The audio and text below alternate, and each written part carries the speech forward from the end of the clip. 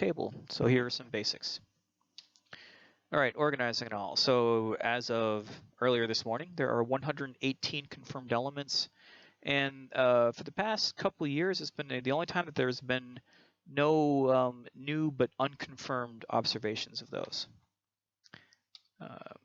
And the question is, well, are they unique in every respect? And the answer is no. People had long found that there were some elements that, while they were distinct from each other, exhibited very similar properties, such as chemical reactivity, if they were conductive, stuff like that. And scientists like to organize, group, arrange things. So one of the more natural things to do early on, and we're talking about the mid-1800s until about the 1900s, was to group them according to similarities. And this is useful because a big part of science is to be able to predict future behavior. So that if you knew one element, was a lot like this whole other bunch of elements, but you hadn't tested it yet, you have some idea what's going to happen with it. So let me expand on this a little bit. So the original organization scheme, going back to maybe even the 1700s,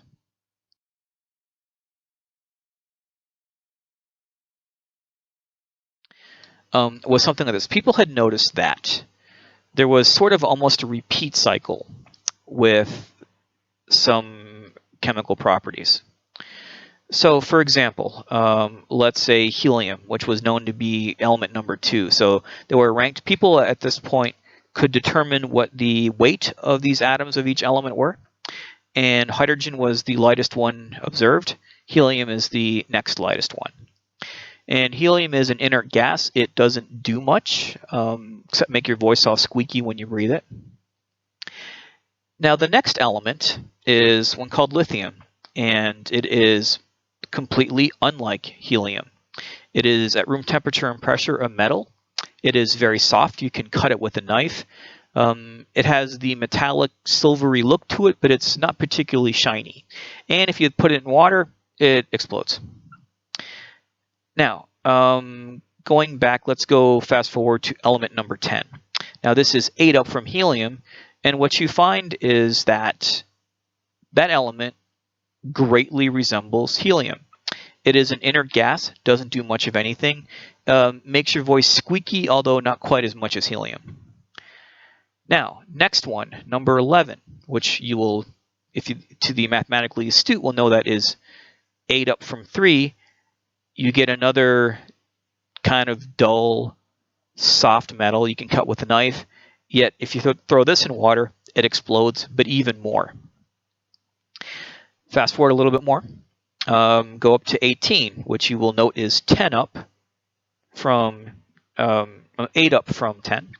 So this is argon, which is an inert gas, doesn't do much of anything. As far as voice getting squeaky, not that much anymore.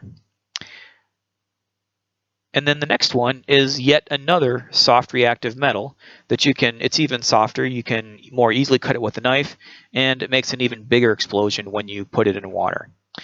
And so this repeat cycle of 8 was found for a lot. So for example, fluorine and chlorine are 8 removed from each other and are very similar.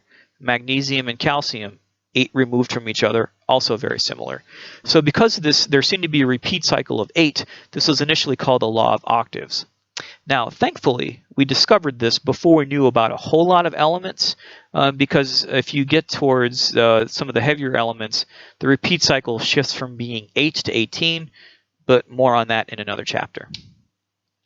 So this is called the law of octaves. So we would think that we started to arrange them according to this cycle of 8, such that maybe that everything in the column will have similar properties.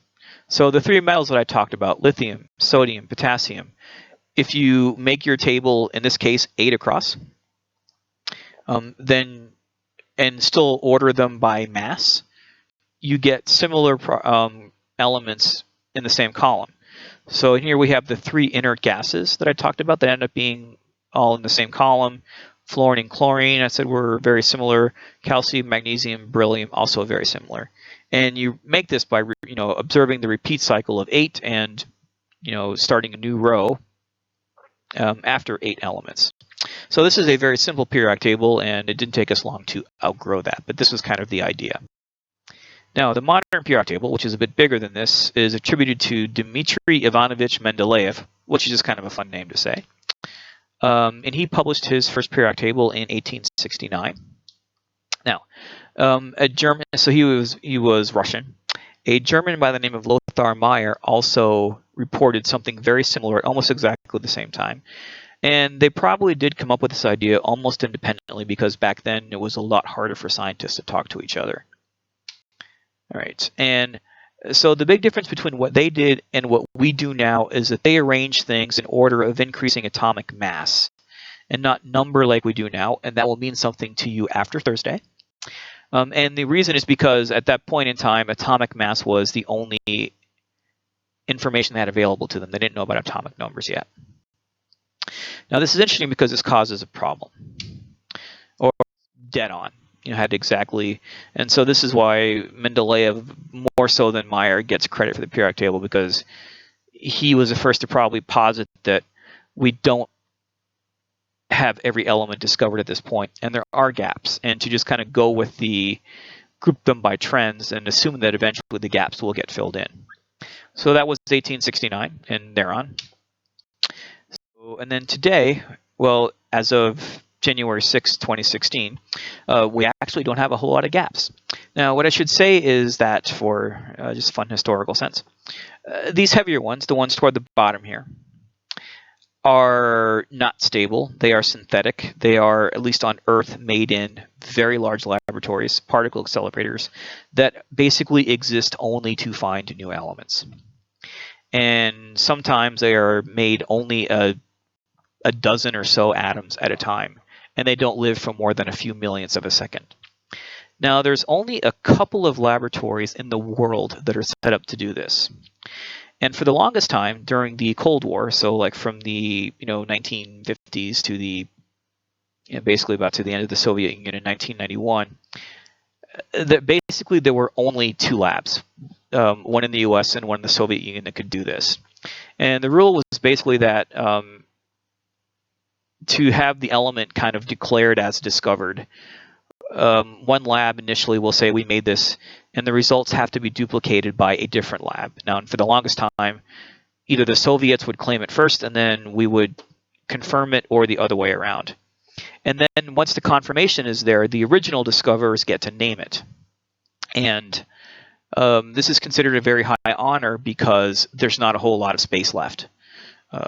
And for the very longest time, the Cold War was great for science, at least in the United States, because if you wanted to get funding for something, all you had to do was say, look, if we don't do this, the Soviets are going to get to it first, and then boom, checks in the mail.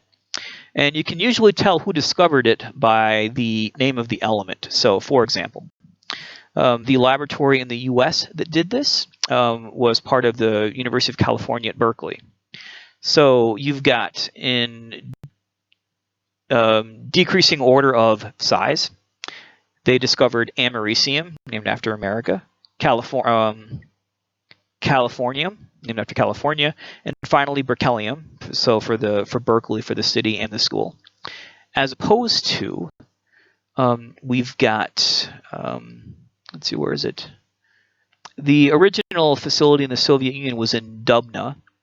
So there is a dubnium, so that was one that the Soviets discovered.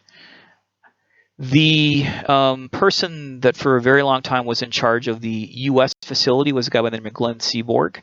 And because he actually discovered a good 10% of the periodic table, one of the later elements was called Seaborgium after him. One of the later ones was named after Copernicus, and so on and so forth. Now, once in a while, depending on how old your book is, you might see a couple of these weird names here. U02d, unknown tritium, unknown pentium, unknown septum. These are just fancy Latin names for 113, 115, 117. And until, so once the element is confirmed, it gets the formulaic 3-letter formula. And then the people that discovered it propose a name. There's a comment period and stuff like this.